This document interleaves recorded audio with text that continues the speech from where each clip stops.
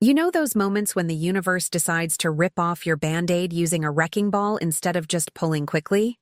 That was my Tuesday afternoon in Westbrook, Connecticut, when a rusty nail didn't just puncture my tire.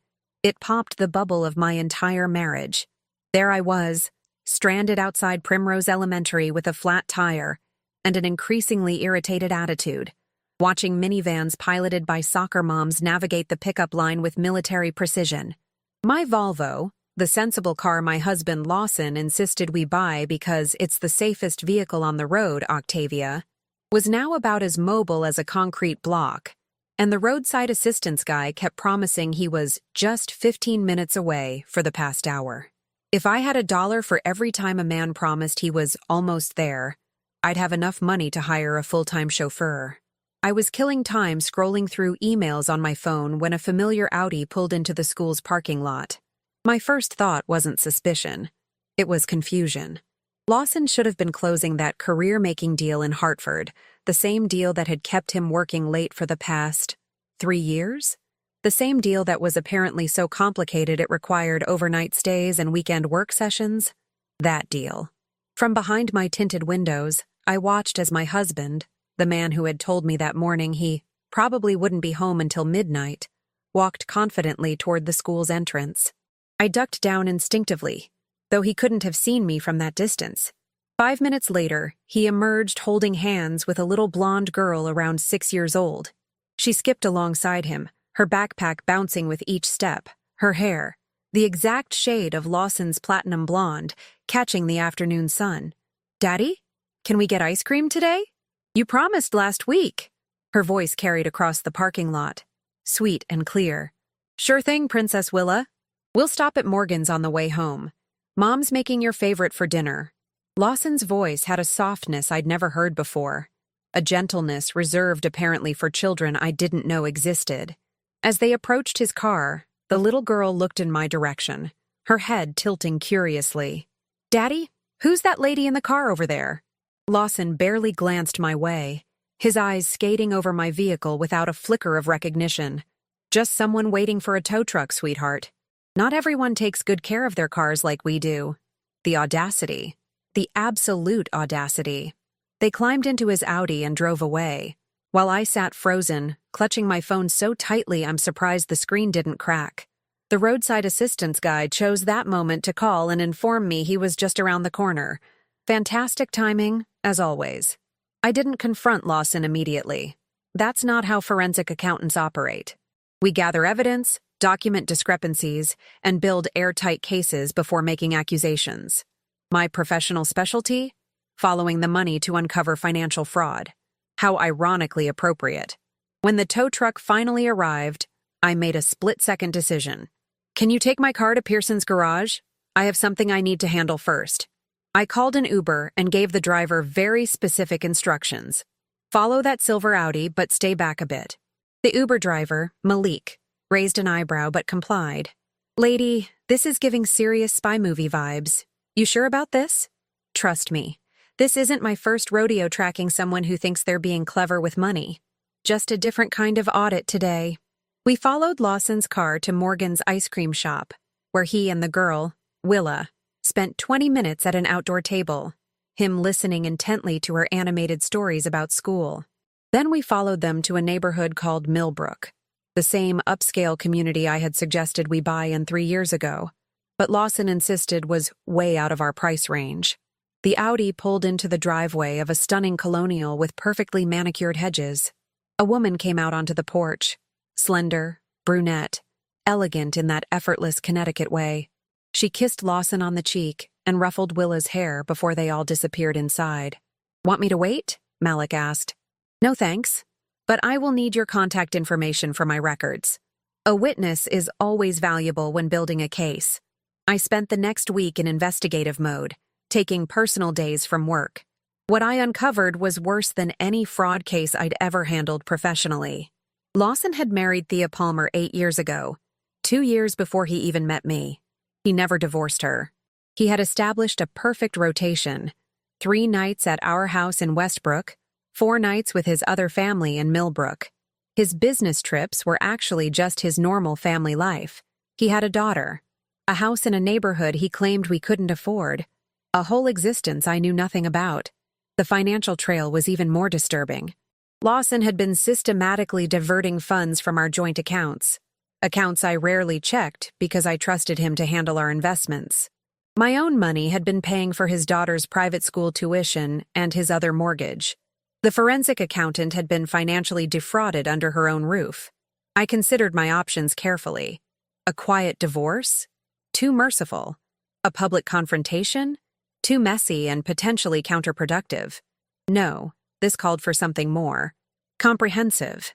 Something that would ensure both families understood exactly what kind of man they'd been sharing, unknowingly, for years.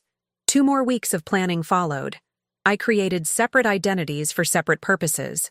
For the Millbrook family, I became Verna Palmer, Lawson's new business partner, organizing a celebratory dinner for his surprise promotion. For our Westbrook friends and family, I maintained the original plan, a surprise birthday celebration. I reserved a private event space at the Wellington, an upscale venue that neither family would recognize. The invitations went out, official-looking company letterhead for family number 2, and our traditional WhatsApp group for my side. I made sure the Millbrook crowd arrived 15 minutes before our Westbrook group. Everyone believed they were there to surprise Lawson. Nobody realized they were actually the surprise. As I finalized my preparations, I remembered something my grandmother once told me. The truth is like a lion. You don't have to defend it. Just let it loose and it will defend itself. I was about to unleash one hell of a lion. The art of deception. When your husband deserves an Oscar instead of a wedding band. The beauty of being a forensic accountant is that people assume we're just boring number crunchers who get excited about spreadsheets. They never suspect we're actually financial detectives with the patience of snipers and the attention to detail of brain surgeons. While Lawson was juggling 2 families like a circus performer with vertigo, I was methodically dismantling his house of cards. And let me tell you, that house had some seriously overpriced wallpaper. My first stop was the county records office, where a bored clerk named Debbie nearly choked on her Diet Coke when I explained my situation. "So you want marriage records for your own husband because," she asked, peering over her leopard print reading glasses, "because I have a sneaking suspicion I'm not his only wife." I smiled sweetly. "Just a little light reading for my book club." Debbie's eyes widened to the size of bagels. "Honey, that's not a book club. That's a crime scene." She was more helpful after that, pulling records that confirmed what I already knew. Lawson Reynolds had married Thea Palmer on May 15th, 8 years ago.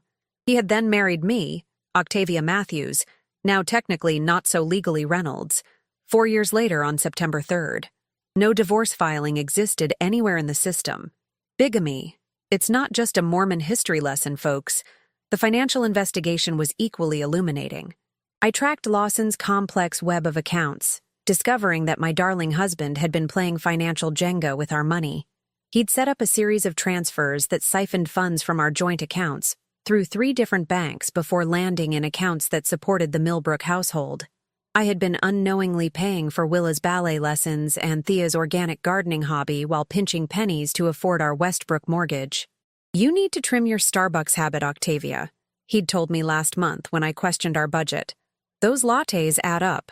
Meanwhile, he was maintaining a $750 monthly wine club membership for the Millbrook house. Nothing says devoted husband like gaslighting your wife about her $5 coffee while secretly funding a vineyard's worth of Cabernet for wife number 1. I needed more personal reconnaissance, so I created a LinkedIn profile for Verna Palmer, complete with a professional headshot, me in a brunette wig from Amazon, and sent Thea a connection request with a message about interior design opportunities. She accepted immediately. Apparently, Lawson's first wife was an interior designer who had worked on several upscale properties in the area. Her portfolio was impressive. No wonder our Westbrook house always looked like a furniture showroom had collided with a Pottery Barn catalog. Thea had probably selected every throw pillow while I was working overtime. Our coffee meeting at a cute bistro in Millbrook was surreal. Thea was gracious, articulate, and completely clueless about my true identity. She mentioned her husband, Lawrence, clever alias Lawson, several times, describing how supportive he was of her career despite his demanding finance job. "He's away on business a lot," she confided over her avocado toast. "But he always makes it home for Willa's recitals and school events. Family first, you know?" I nearly snorted espresso through my nose. How admirable. My ex was never that devoted. "Oh, I'm sorry to hear that," she said with genuine sympathy that made me feel slightly guilty for about half a second. "Don't be. Best mistake I ever unmade," I replied with a smile that would have made Lawson's blood pressure spike if he'd seen it. The most fascinating discovery came when I casually asked about her home renovation projects. Thea proudly showed me photos of their Millbrook house, including the home office she had designed for Lawrence. "He insisted on this specific standing desk because of his back issues," she explained, scrolling through her phone. "And the ergonomic chair was a special order. He spends so much time working there when he's home." The identical standing desk and chair that Lawson had insisted we purchase for our Westbrook house, charging both to different credit cards, of course. The man couldn't even commit to original furniture. What truly turned my simmering rage into a full boil was discovering that Lawson had created a trust fund for Willa using money from the inheritance I received when my father passed away 2 years ago. He had convinced me to let him invest it for our future family. Our future family apparently already existed. It just didn't include me. The more I uncovered, the more I realized that Lawson's deception wasn't just about having 2 wives. It was about creating 2 completely separate lives with meticulously constructed barriers between them. Different friends, different social circles, even different allergies. In Westbrook, he claimed shellfish made him break out in hives. In Millbrook, according to Thea, he loved her famous shrimp scampi. I executed the next phase of my plan with military precision. First, I contacted a lawyer specializing in unusual domestic situations. Marjorie Weathers, a shark in a designer suit who took one look at my evidence and actually rubbed her hands together with gleeful anticipation. 30 years practicing family law, and this might be the most magnificently disastrous case of male audacity I've ever seen, she declared, already drafting motions on her tablet. "We're going to own him so thoroughly, he'll need permission to breathe." While Marjorie prepared the legal avalanche, I focused on the logistics of my grand finale. The Wellington's event coordinator, Dennis, was puzzlingly enthusiastic about my unusual request. "So you want to book the Magnolia Room for a surprise party, but with 2 separate entrances and a dividing partition that can be removed at your signal?" he clarified, taking detailed notes. "Exactly. It's for a corporate team-building exercise, revealing hidden connections, that sort of thing." Dennis nodded sagely. "I did something similar for a bachelor party once. The groom still sends me Christmas cards from his therapy retreat. I created separate guest lists, ensuring both families would be well represented. For the Westbrook side, my best friend Vanessa, Lawson's colleague Parker, who had unknowingly helped maintain the charade, and Lawson's parents, Harold and Joyce Reynolds, who lived in Rhode Island and had always been suspiciously vague about visiting their son's other home. For the Millbrook side, Thea's book club friends, Willa's godparents, and Thea's mother, Elaine Palmer, who lived in Boston and had apparently never questioned why her daughter's husband was absent during so many family gatherings. The evening before the event, Lawson called to tell me he'd be working late again and might need to crash at Parker's place if the client dinner ran too long. I pictured him saying something similar to Thea on his other phone. "No problem, honey. I understand completely," I assured him, my voice dripping with manufactured sweetness. Some things just can't be avoided. He had no idea how right I was. Checkmate, lovebird. When your husband underestimates the wife with a calculator. The morning of the event, a crisp Saturday in late October, I woke up with the serene clarity of someone who has calculated every variable in an equation. Lawson had left the previous evening with his overnight bag, claiming he needed to prepare for the Henderson presentation at the office. I smiled sweetly and packed him a lunch, complete with his favorite sandwich and a little note that read, "Knock 'em dead, honey." The dramatic irony was thick enough to spread on toast. What Lawson never understood about me, despite sharing a bed for 4 years, was that beneath my practical accountant exterior beat the heart of a chess player who thought 8 moves ahead. My father, before cancer took him, was a regional chess champion who taught me that patience wasn't just a virtue, it was a weapon. The amateur plays until they make a good move, he'd say, sliding a rook across the board. The master waits until their opponent makes a bad one.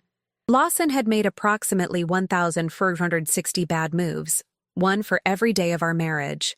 I spent the morning finessing my presentation, a masterpiece of financial forensics I'd titled Accounting for Deception, a case study in domestic fraud.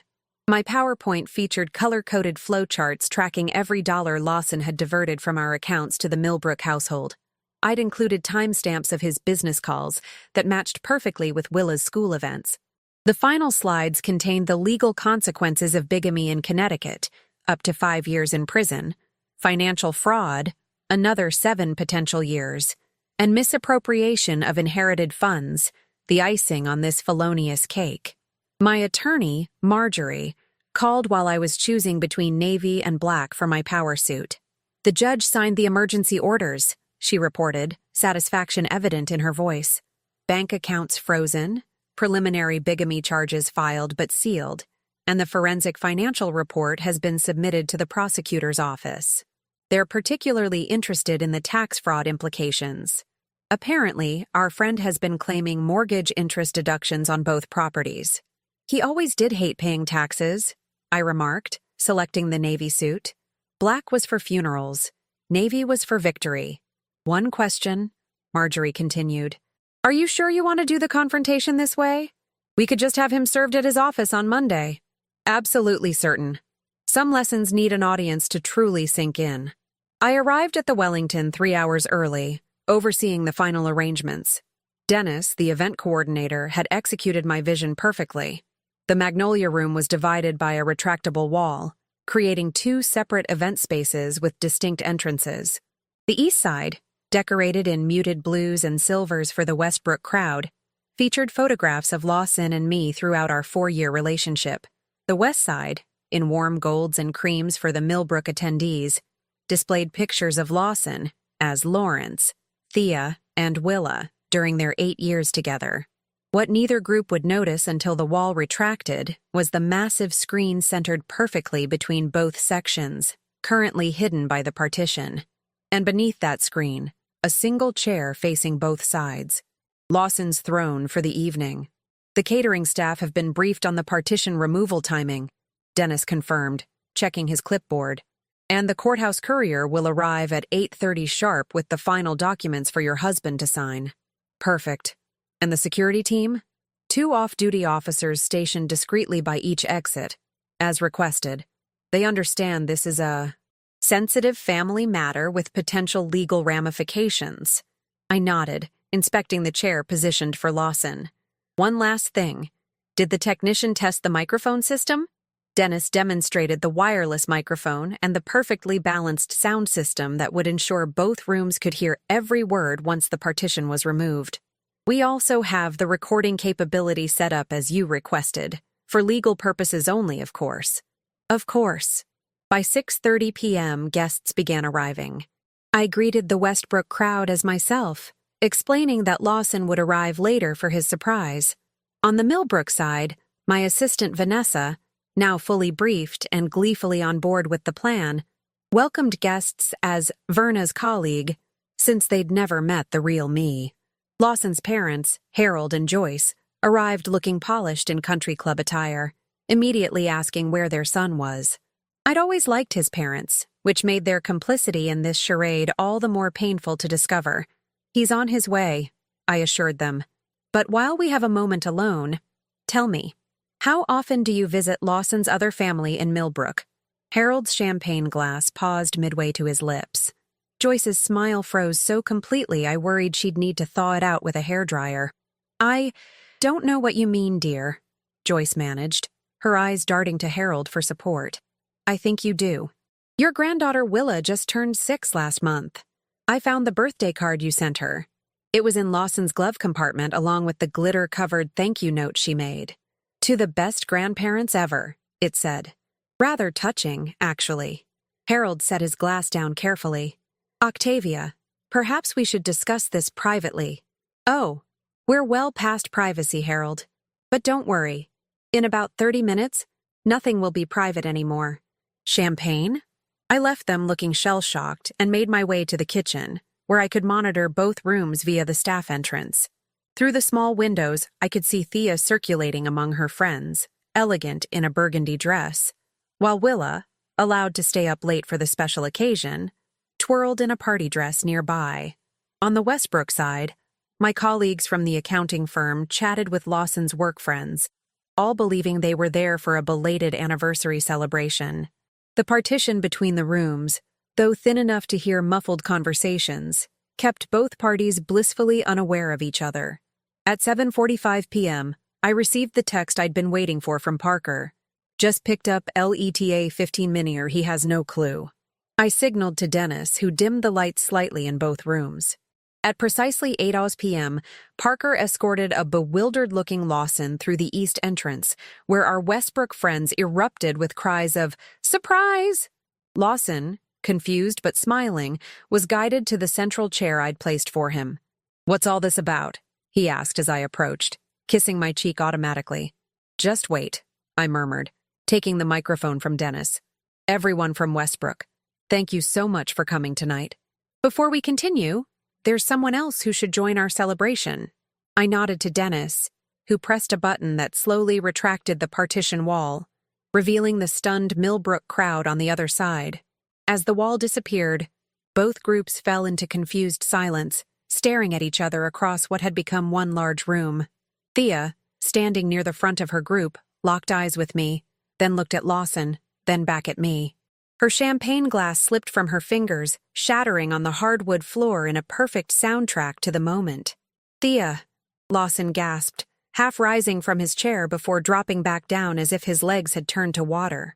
"Lawrence," she responded, her voice barely audible. "What's happening? Who are these people?" I raised the microphone. "Allow me to introduce myself properly. I'm Octavia Reynolds, Lawson's wife of 4 years. And you must be Thea Palmer Reynolds, Lawson's wife of 8 years. Isn't this nice? The gang's all here." The projector screen illuminated behind me, displaying the title slide of my presentation, "The Double Life of Lawson Reynolds, a Financial and Marital Fraud Case Study." Lawson's face had achieved a color I'd never seen on a living person before, somewhere between spoiled mayonnaise and library paste. "Octavia," he hissed, "this isn't funny, appropriate, legal." I clicked to the next slide, which showed our marriage certificate alongside his earlier marriage certificate to Thea. "Neither is bigamy, darling, but that didn't stop you." The silence that followed my announcement lasted precisely 4 seconds before the room erupted into chaos. Thea's mother, Elaine, clutched her pearls so dramatically I worried she might accidentally garrote herself. On the Westbrook side, Lawson's colleague Parker muttered, "Holy spreadsheets," before wisely stepping away from ground zero. I clicked to the next slide, which displayed a timeline of Lawson's double life, complete with color-coded bars showing his carefully orchestrated schedule of deception. Red for nights at our Westbrook home, blue for his Millbrook residence, and yellow for the mythical business trips that allowed him buffer days to transition between identities.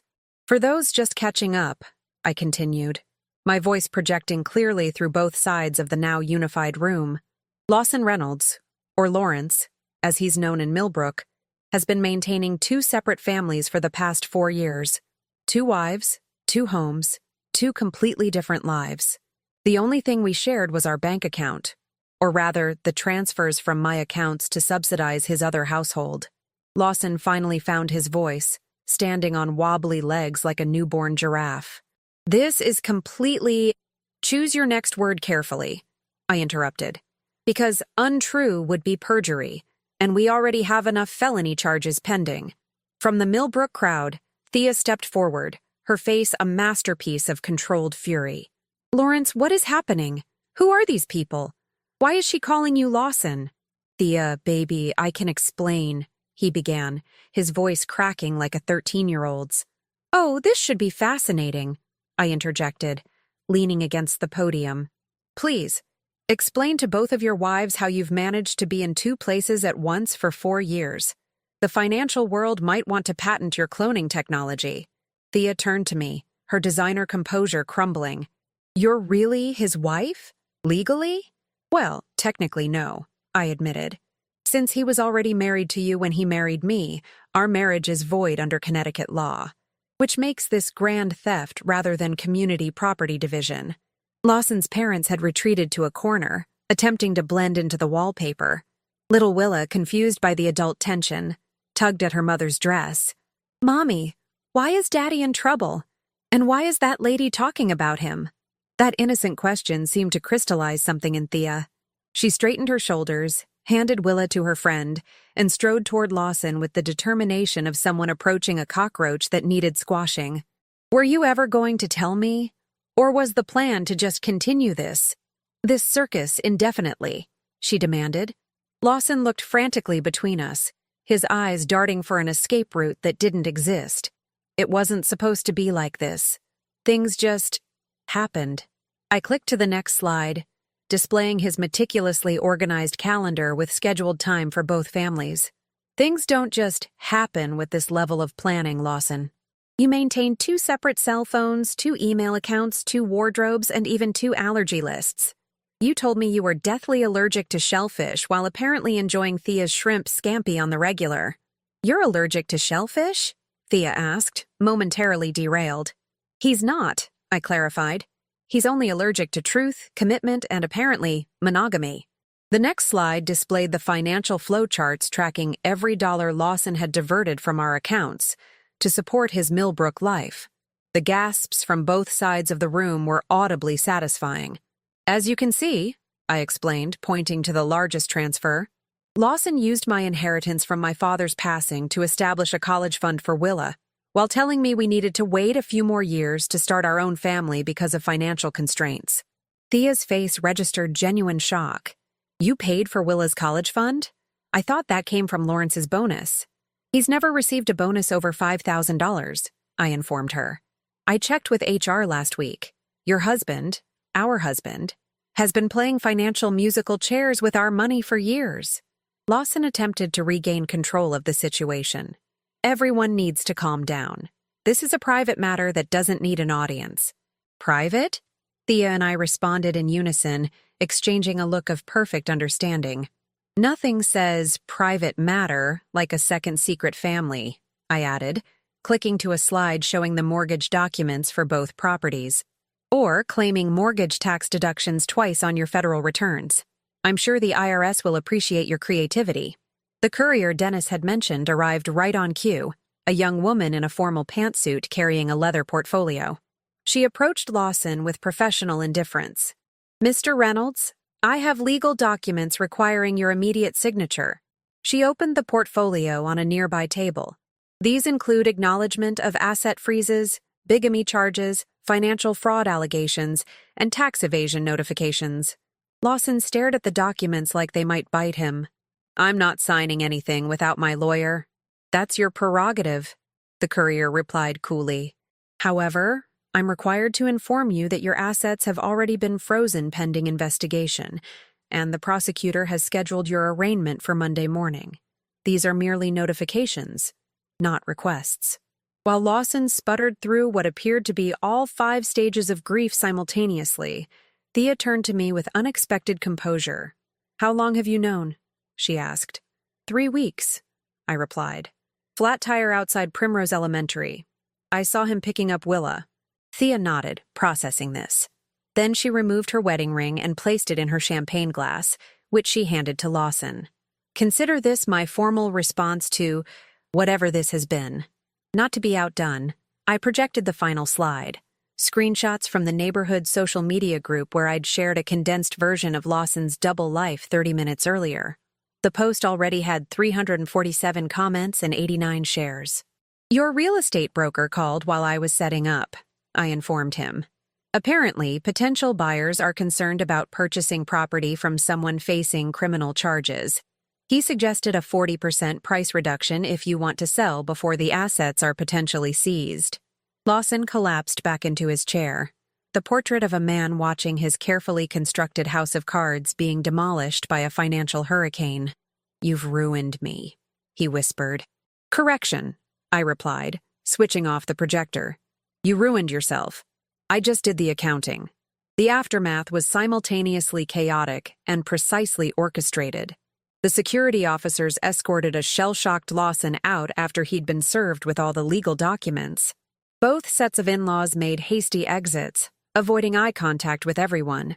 Most guests dispersed quickly, though a few lingered, clearly torn between social propriety and the desire to witness the spectacular implosion of Lawson Reynolds' double life. In a plot twist I hadn't anticipated, Thea approached me as the room cleared, her eyes red but her voice steady. I found his second phone last year, she confessed quietly. I convinced myself he was just having an affair. Somehow that seemed more normal than this. He told me he needed the second phone for international clients, I replied, feeling a strange solidarity with this woman I'd spent weeks investigating.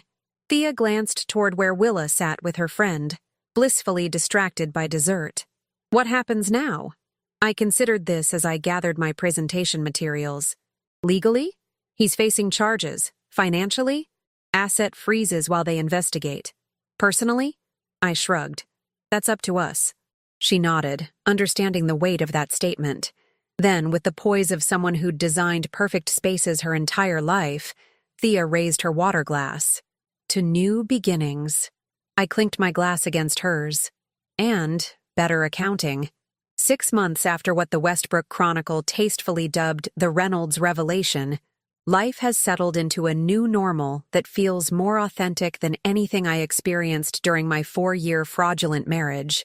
Turns out, discovering your husband's secret family is like ripping off a designer Band-Aid. Painful in the moment, but ultimately revealing a wound that needed proper attention. Lawson's legal troubles cascaded like dominoes after that fateful night at the Wellington. The bigamy charges alone would have been manageable. A Class D felony in Connecticut typically results in probation for first-time offenders.